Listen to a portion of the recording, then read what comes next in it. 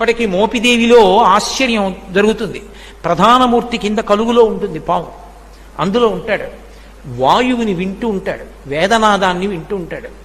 మంత్రాలు చదివేటప్పుడు దోషం ఎక్కువ వచ్చిందనుకోండి, స్వరంలో దోషం, కోపం వచ్చేస్తుంది. ఎవరిని ఏం చేయడు, కోపం వచ్చి అలుగుతాడు. అలిగి కలుగులోంచి బయటకు వచ్చేస్తాడు. బయటకు వచ్చేసి ఎదురుకుండా తొట్టు ఉంటుంది, అందులోకి పోయి పడుకుంటాడు. నేను లోపల ఉండనంటాడు. నాదం తప్పు వస్తోంది, స్వరం తప్పు వస్తోంది, నేను విన్నా మంత్రం అంటాడు. అప్పుడు వచ్చి మళ్ళీ స్వరంతో చదువుతారు మంత్రం.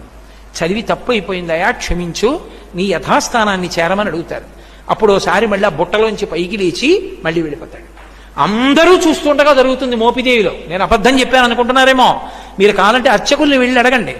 కిందే ఉంటుంది కలుగు, అందులోనే పడుకుని ఉంటాడు. అందరూ చూస్తుండగా బయటకు వస్తాడు. స్వరం తప్పినా, అనాచారం ఎక్కువైపోయినా బయటకు వచ్చేసి అలకపాన్ పెక్కి పడుకుంటాడు. మళ్ళీ వెళ్ళి వేదం స్వరంతో చెప్తే లోపలికి వెళ్ళిపోతాడు. ఆ నాదాన్ని ఇష్టపడతాడు కాబట్టి సర్పరూపంలో పడుకుంటాడు. చిన్న అపరాధం జరిగింది, ఒకసారి బ్రహ్మగారిని నిగ్రహించాడు. ఆ కారణానికి వచ్చి పుట్టలో పడుకుని ధ్యానం చేశాడు. అగస్త్యుల వారు కనిపెట్టారు. అది మోపిదేవి క్షేత్రం, కృష్ణా జిల్లా. Download ShareChat.